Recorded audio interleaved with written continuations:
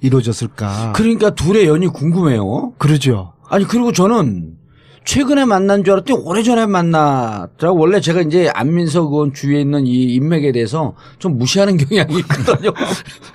복라인의 인맥뿐만 아니라 반개니까. 인맥뿐만 아니라 기본적으로 저의 삶과 예. 안민석이라는 자체에 대해서 끊임없이 폄하하는 게 이미 몸에 뱄어요. 그게 아니라 나는 불만이 그 눈빛 있어요. 속에 이글거리는 그 나를 폄하하고 능멸하는 그 눈빛. 그 재미로 사는데 놔두세요. 그 재미로 이자 변호사님 예. 당신은 내 슬픔을 몰라. 여기 안 의원 그 사모님이 예. 집에 가면 예. 정봉주하고 계속 놀면 이혼할 줄 알라고.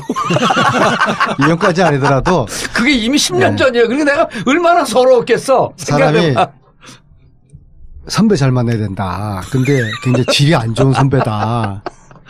그러니까 학교 다닐 때 뭐 담배하고 술 배우 가르쳐주는 선배 있잖아요. 네. 이제 그렇게 우리 집사람이 봤는데 최근 다 풀렸어요. 최근에 이거 풀린 지 1년이 안 돼요. 원래 이제 교도소에 예. 매일 접견만 가는 변호사를 집사 변호사라 그러잖아요. 예. 그 안 의원, 뭐 정봉주 의원 1년 동안 수감 중일 때 매일 그 국회의원들이랑 다른 바깥에서 접견 가는 사람들 매주. 예. 그래서 저한테 지금 관리를 했잖아요. 예. 그러니까 집사 국회의원을 1년간 하신 거지. 그때 지금 칭찬한 게 아니라 씹은 거야 당신. 아니 옥바라지 제가 해줬고. 그런데 그때 있잖아요. 봉도사가 그 홍천의 홍성에 있을 그때가 12년이잖아요. 예. 그해 국정감사 때 제가 안홍구 청장님을 그때 이제 감옥 갔다 와서 얼마 안 됐을 때예요. 이분이 이제 본인이 얼마나 억울합니까? 그렇죠. MB의 그 재산을 우연히 본의 아니게 받고 그걸로 이제 청장님의 재가를 물리겠다고 해서 감옥을 보내지 않습니까? 그래서 그 억울한 심정을 담아서 잃어버린 퍼즐이라는 책을 써요. 그래서 그 책에 뭐 BBK 관련된 이야기도 쭉쭉 퍼즐을 맞출 수가 있어요. 그래서 한상률의 그런 그 비위 아주 그 행태 그런 것들을 저기 다 담았는데 그래서 제가 12년도에 국정감사 정인으로 제가 안 국장님을 채택을 했고 그 정인 채택하니까 이상득이 무슨 주제로 그 국정감사 증인 채택을 했던 거예요 그때? 그게 무슨 주제였죠? 태광실업 세무조사였죠. 태광실업 노무현 대통령을 죽음으로 몰고 간 그 핵심 줄기. 그렇습니다. 그런데 새누리당에서 이상득 이재용보다 안홍구 청장 정인 나오는 걸 더 반대하는 거예요. 그래서 숨는 자가 범인이다. 반대하는 놈들이 수상한 놈들이다. 그렇게 해서 당시 안 청장님의 주장에 대해서 저는 신뢰를 하게 되었어요. 그리고 국정감사하는 날 청장님을 국세청에 밀고 들어가가지고 몸싸움을 하면서 8층이었나요? 6층이었죠. 6층. 1층에서 6층까지 복도로 우리가 안 청장님 못 들어오게 해갖고. 예. 그때 엘리베이터를 내리고 그랬어요. 해방 이후 처음으로 국회의원들을 국감장으로 못 들어가게 하려고. 피감기관 직원들이 막는 거예요. 우리가 안홍구 청장님을 모시고 들어가니까. 그래서 복도 1층에서부터 계단으로 해가지고 6층까지 우리가 치고 올라가는 또 해방 후에 또 혁혁한 또 그런 전투가 있었어요. 그때 그러니까 2008년 11월, 12월 이때 태광실업을 조사를 하면서 이인규 중수부장이 노무현 대통령을 연결시켰고 결국 그해 그 다음에 5월 23일 날 노무현 대통령이 목숨을 끊잖아요. 이제 지금 말씀하신 거는 검찰이고요. 예. 그 전에 이제 국세청의 세무조사가 단수가 됐죠. 2008년도에 다 끝났나요? 2008년 7월 말경부터 시작이 됐는데 그 조사 결과를 가지고 검찰로 이첩을 했고 넘겨서 그 검찰에서 마무리 작업을 했다고 보시면 됩니다. 검찰은 법적 수순만 밟은 거고 그렇습니다. 결국 모든 자료는 국세청에서 줬는데 이때 이 국세청에서 뭔 짓을 했냐 도대체 하는 것을 국감에서 캐물으려고 증인 신청으로 하신 거네. 그렇습니다. 그러니까 그 내용을 알고 있었던 새누리당은 목숨 걸고 반대했고 그 전투가 진행될 때 봉도사님은 홍성에서 편안하게 곡살이하고 있었죠. 못 만들고 있었죠. 그래서 이제 그 12년의 그런 그 관계 그런 일을 통해 가지고 오래됐네. 2년이. 근데 저도 이제 제대로 억울함을 못 풀어줬으니까는 또 진실을 못 밝혔으니까 죄송스러운 마음 그런 마음의 부채가 있었고 그리고 이제 몇 년 동안 저희들이 서로가 잊고 있었는데 이번에 이제 독일의 최순실의 은닉 재산을 찾으러 가면서 한번 갔다 왔더니 제가 12월 달에 처음 갔다 왔거든요. 저 혼자. 안 국장님 전화가 오셔서 12월 달에 갔다 왔고 여기 한번 나오셨었죠. 네. 예. 근데 이제 그때는 제가 뭐가 뭔지 모르고 제가 제 지방칸 살줄 산 경험 없는 사람이 등기부 등본도 못 되는 사람 그러면 나무 재산을 어떻게 알겠어요? 그래서 이제 안 국장님이 아니 언니 그거는 제가 좀 도와드리겠습니다. 이게 이제 보통 사람은 못 찾고 이건 전문가의 눈으로 많이 가능합니다. 그렇게 해서 이제 1월 달부터 최순실 독일의 은닉 재산 찾는 일을 쭉 했고 지금까지 저희들은 얼추 다 찾았다고 보는데 사실 안흥구 청장님 안 계셨으면은 지금 어떤 것도 아마 단 하나도 그래서 최순실이가 자신이 있으니까 제가 구치소 청문할 때 최순실 씨한테 독일의 재산 얼마 있습니까? 물었더니 최순실 씨가 다 찾아 가져가라. 한 푼도 없어요. 자신 있으면 찾아주셔서 다 가져가세요. 그렇게 이야기했거든요. 근데 저희들은 지금 엄하게 찾아냈고, 근데 그것이 안흥구 청장님이 다 찾아내신 거죠. 근데 안민석 의원이 정말 이 수도권 내리 사선 의원의 능력이 있는 게 12월에 안민석 의원과 주진우 의원이 한번 갔다 와서 여기 왔어요. 네. 근데 한 수백조 되는 재산을 이미 다 찾은 것처럼 자긴 지금 내용 그러잖아. 한 번 갔다 왔는데 뭔지 잘 모르겠더라. 근데 여기 나왔고 다 찾았대. 그때 안 의원님 정말 집념이 대단하시고요. 한번 바로 세워야 되겠다고 하는 것은 끝까지 추적한 그런 점이 있듯이. 우리 봉도사 계보들이 다 그래요. 그리고 진짜 사실 많이 밖에서는 볼 때는 많이 좀 이렇게 많이 가볍다 이런 이야기를 하신 분도 계시는데 그런 분들은 없는데 요즘 지금 정말 그렇지 않더라고요. 신흥 대권 주자예요 요즘. 그런데 우리는 단지 이제 근엄주의와 근위주의 정치를 배격할 뿐입니다. 말 끊지 말고 좀 들으시죠. 사실 전문가들을 아주 발굴을 잘하세요. 지금 같이 가보면 그리고 상대방 이야기를 아주 경청을 하고 그 속에서 촉이 또 발동이 되시더라고요. 그래서 그거는 또 의외네. 정말로 저는 요 말씀은 절대 편집하지 마셔요. 촉이 있으니까 우선 갈 생각을 다른 국회의원들은 안 하잖아요. 아니 14년 4월에 대한민국 300명 국회의원 중에서 유일하게 제가 최순실 국정농단을 제가 알아차린 거 아닙니까? 4월 8일. 그럼요. 아니면 12월 달에 왜 독일을 가야 되겠다는 생각을 왜 하셨어요? 그때는 제가요. 정유라를 찾고 있을 때였어요. 정유라가 독일에 있을까, 네덜란드에 있을까, 덴마크에 있을까. 그건 넘어가기 전에 우리가 또 공유하는 철학이 있어요. 숨긴 자가 범인이다. 그 앞에 현장에 답이 있다. 물론 그런데 발로 뛰는 정치. 현장의 답이는 뒤로는 지옥까지. 저한테 연락이 와서 형 지금 이 독일 가면 이거 찾을 수 있을 거거든. 근데 왜 당해서 독일을 안 가? 그때 처음 당시는 재산 때문에 간 것이 아니고 정유라 때서 아니 그러니까 정유라 때문에 간다고 가려고 계획을 딱 세우고 있었는데 그때가 12월 8일이었어요. 막 청문회 막 할 때였어요.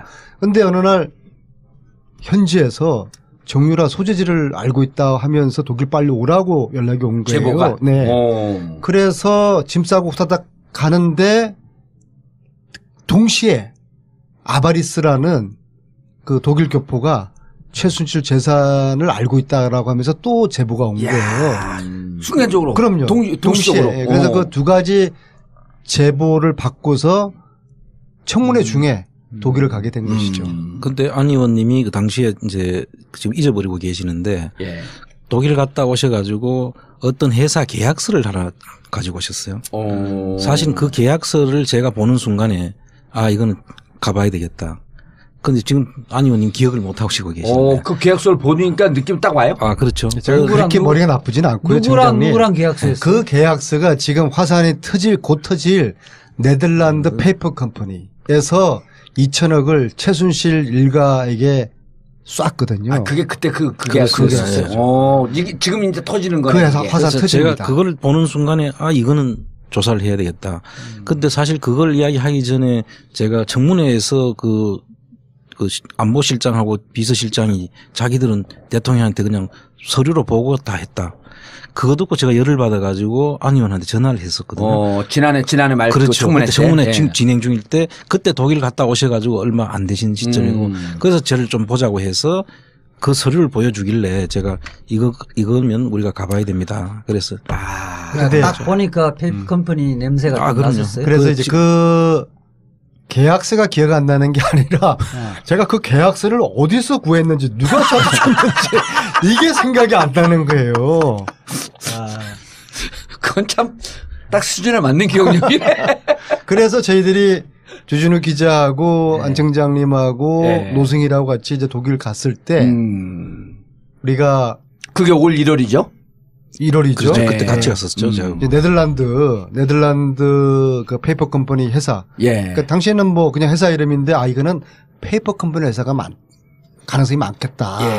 그런데 그날 아침에 독일 프랑크푸르트 호텔에서 새벽 5시에 워낙 다 출발하기도 됐는데 날씨도 춥고 가기가 귀찮을 거 아닙니까? 그래서 이 매파와 비둘기파도 나눠져요. 굳이 갈 필요가 있느냐.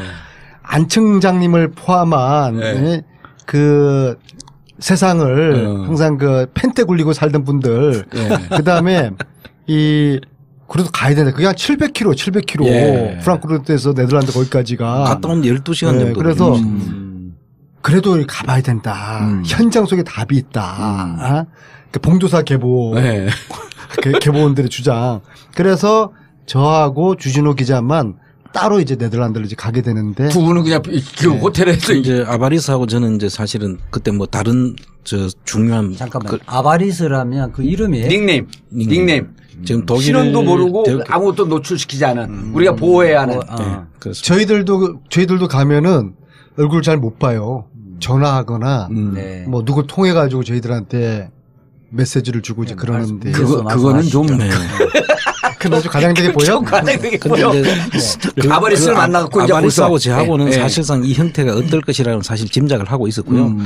분명히 페이퍼 컴퍼니고 그 뒷단에 펀드가 있다라는 것까지 저희들은 알고 있었는데 가봐야 되겠다는 거예요. 그래서 제가 사실 12시간을 그 고생하면서 갈락한 걸 제가 말렸죠. 그러니까 지금 제가 비둘기파가 돼버렸는데 근데 기어코 가시겠다 그러더라고요. 그래서 대단하시죠. 근데 이제 가는 동안에 700km를 가는데 휴게실에서 볼일을 봐야 될 거 아니에요. 그런데 주진우 기자가 겁이 많아요. 많아요. 네. 의원님, 우리요 가다가 테러 당할 수 있어요. 그럼. 그래서 휴게실 들리면 안 돼요. 그래서 휴게실 한 번도 안 들리고 볼일 도저히 못 참을 때는 그냥 길거리에서 볼일 보고 누군가 추적을 다 한다고 생각을 하고 있어요. 그렇죠. 왜냐하면 쟤들이 우리를 보고 있을 것이다. 그리고 이것은 어마어마한 화산이 폭발될 수 있는 단서가 되는 건데 만약에 페이퍼 컴퍼니라고 하면은 우리가 실질적으로 그날 깜짝 놀랐어요. 그 시골의 오두막집 하나가 달랑 있는데 그 안에 들어가니까 몇 개의 조그만 사무실들이 있더라고요. 오두막집 안에? 네. 근데 자기들도 한국에 돈이 그렇게 투자됐다는 것에 대해서 아무도 몰라요. 사람은 있는데? 그럼요. 그래서 요런 게 이제 페이퍼 컴퍼니다. 저희들이 이제 자신을 가지고 그것을 한국 와서 방송 이야기했는데 며칠 전에 이제 국세청, 관세청, 검찰이 이제 한국에 들어와서 네덜란드에 페이퍼 컴퍼니가 있고 그 페이퍼 컴퍼니 통해서 2,000억이 13년, 14년도에 최순실 일가 회사로 들어왔다라고 이야기를 했는데 한 뭐 4개월, 5개월 지난 최근에서야 뭐 한 보름 전에 그런 이야기를 들었어요. 이제 국세청, 관세청, 검찰이 이 네덜란드 페이퍼 컴퍼니 2,000억이 어떻게 조성됐고 지금 2,000억이 누구 손에 들어가 있는지 이거 궁금하잖아요. 이걸 이제 조사하고 있다고 저희들이 전에 들었고요. 제가 기사도 나왔죠. 네, 수상한 자금의 흐름을 포착했다. 네, 그렇죠. 해갖고 지금 기사도 나왔고. 그래서 이 수사 결과를 지금 기다리고 있습니다. 사실은 그거 말고도 뭐 엄청 많죠. 그런데 우선 눈에 보이고 가시적인 것부터 이제 사람들한테 한번 보여주기 위해서였고. 그리고 지금 그 자료 1월에 독일을 갔더니 1월 독일을 가서 저희들이 찾았던 것은 이제 그 서류상이 다 나타나 있는 거였습니다, 사실은. 그런데 그걸 보고도 안 했던 것이죠. 의지가 없었던 거지. 이게 보면은 누구나 알 수 있는 내용이었고. 아바리스라고 하는 그 독일의 제보자 몇몇 분이 가져온 서류에 다 노출이 돼 있던가요? 노출돼 있습니다. 그걸 안 청장님 아니면 그 이해를 못했던 대목 아니에요? 그렇습니다. 그 이유지. 딴 거는 누구든지. 그 내용을 한번 대충 설명을 좀 해주시죠. 그게 이제 이런 겁니다. 이제 그 최순실 씨의 이제 막내 동생 한 최순천 씨라고 있잖아요. 그 부부가 가지고 있는 주식, 서양 네트워크라는 주식의 70%의 값이 2천억이라는 겁니다. 그 부부가 가지고 있는 개인들이 가지고 있는 주식입니다. 서양 네트워크? 예, 그렇습니다. 그 주식의 70%가 2천억으로 들어오는데 13, 14, 15년 3년에 걸쳐 가지고 2천억이 나누어서 들어오는 것으로 되어 있고요. 서양 네트워크로 국내 최순실 계좌로 들어옵니까? 계좌로 들어오는 걸로 지금 확인이 되는 것 같고요.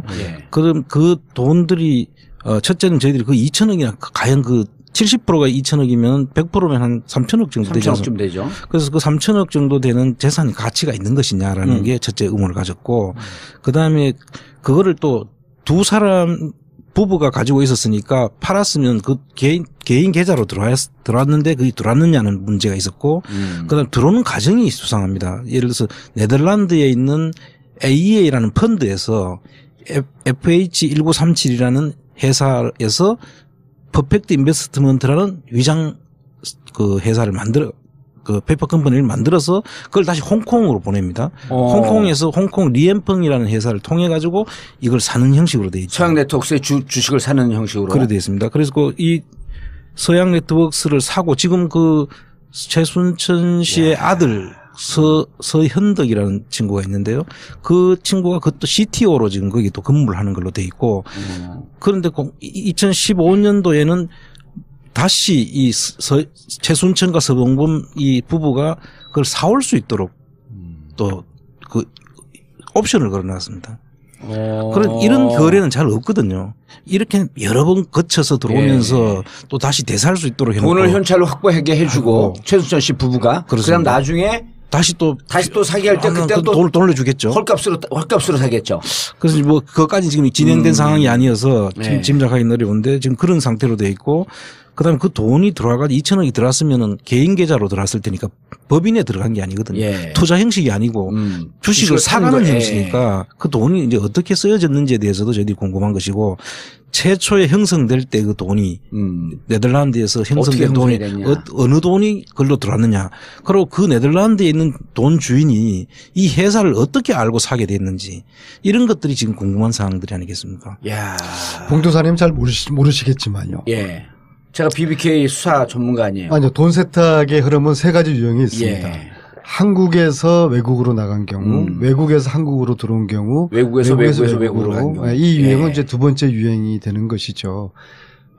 외국에서 들어왔을 경우에 그 돈에 출처가 있을 거 아닙니까? 그렇죠. 그 돈의 출처를 밝혀내고 2천억이 어떻게 조성되었느냐. 네. 그다음에 이 2천억이 한국에서 어떻게 처리됐는지 이걸 조사하게 되면은 어쩌면은 이건 새로운 또 변수가 이런 거네. 정리를 하면 자, 현재까지 2천억이 어떻게 조성되었는지 모르는데 네덜란드에 있던 2천억이 한 회사를 통해서 홍콩을 거쳤다가 한국의 서양 네트워크라고 하는 두세 단계 거쳐서 들어와서 이 돈은 최순천이 부부가 갖고 있었던 서양 네트워크의 주식 70%를 사는 형식으로 하면서 2천억이 최순천 부부에게 가는 거 아니에요? 그렇습니다. 그럼 간 2천억은 지금 어디에 있고 어떻게 쓰여져 있느냐. 그리고 이제 비상장 주식을 양도를 했으니까 비상장 주식을 양도를 할 경우에는 양도소득세를 내야 되거든요. 그렇죠. 그럼 신고가 됐는지.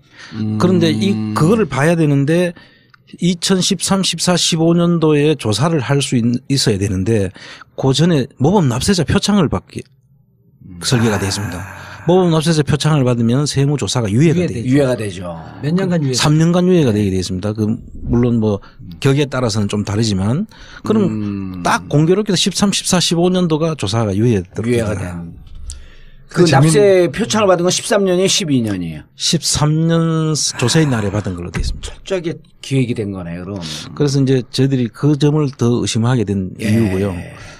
그래서 그 부분을 지금 기관에서 따라가고 있다는데 그 시간이 좀 걸리긴 할 겁니다만 그럼 반드시